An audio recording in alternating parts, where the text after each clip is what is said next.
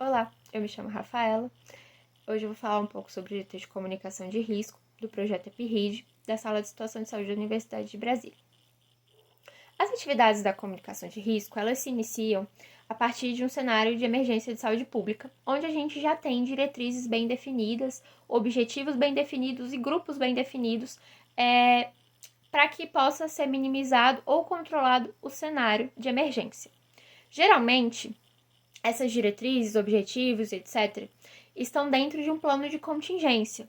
Dentro desse plano existe um componente chamado comunicação. E é a partir desse componente onde são pensadas, estruturadas e implementadas as ações de comunicação de risco.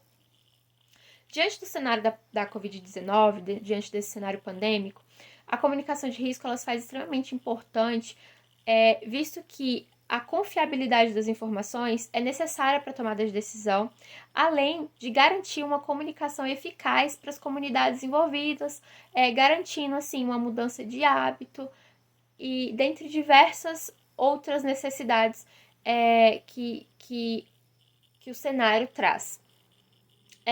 O GT de comunicação de risco do projeto EPIRID, ele tem como objetivo apoiar municípios e profissionais da saúde no desenvolvimento de ações de comunicação de crise e risco em seus territórios.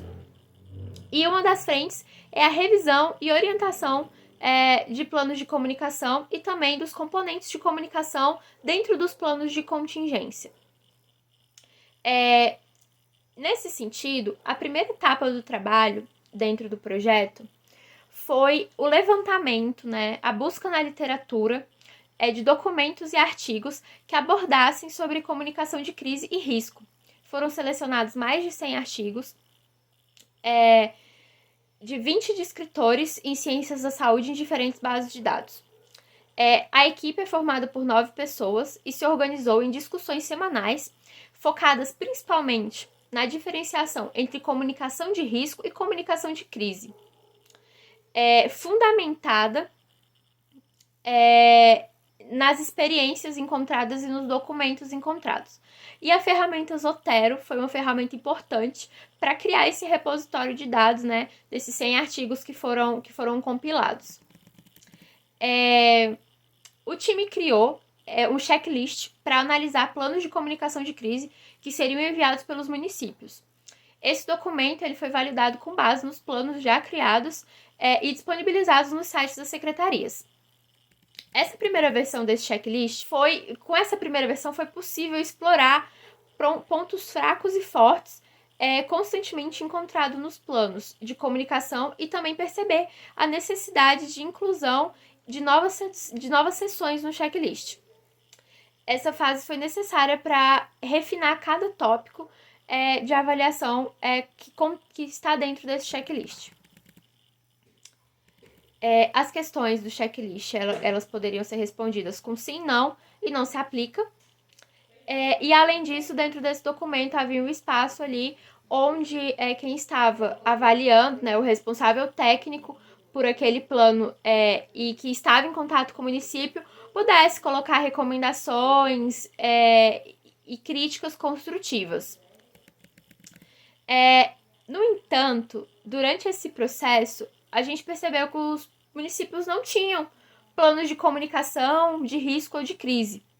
E aí a gente optou por desenvolver um novo checklist para analisar o componente de comunicação nos planos de contingência. E aí, com esse novo instrumento mais sucinto, analisar as propostas de comunicação de risco que eram apresentadas nos planos de contingência para a resposta à Covid-19. E aí foram analisados alguns planos, como o de Laranjal do Jari, Pacaraíma, Santo Antônio do Descoberto e Santa Rosa dos Purus. Os pontos que são observados nas análises do componente de comunicação são a definição de uma equipe responsável pela comunicação de risco, os objetivos da comunicação de risco e se levam em conta as diferentes fases do plano de contingência, a identificação dos públicos-alvos, das ações de comunicação de risco e também de parceiros.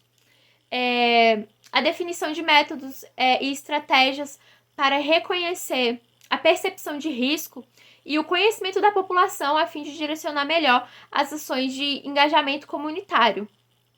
e o direcionamento da abordagem de comunicação quanto ao uso de canais de comunicação e desenvolvimento de mensagens chaves.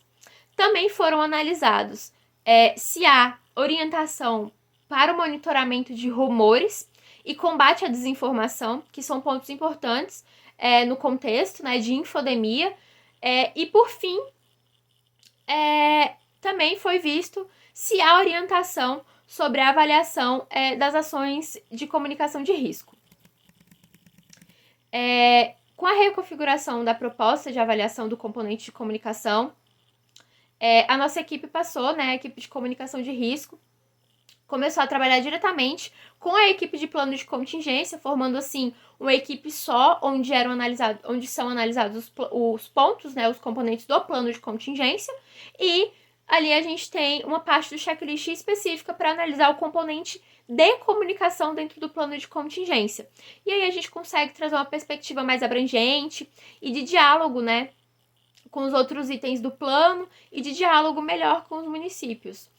E aí, esse é o nosso GT de comunicação de risco do projeto EPRID. Se você quer conhecer mais sobre as ações que o projeto EPRID vem desenvolvendo, é só acessar a nossa página, sds.nb.br/EPRID, e lá você vai encontrar vários outros materiais, fora esses checklists de comunicação de risco, de plano de contingência, a gente tem vários outros materiais legais. Obrigada!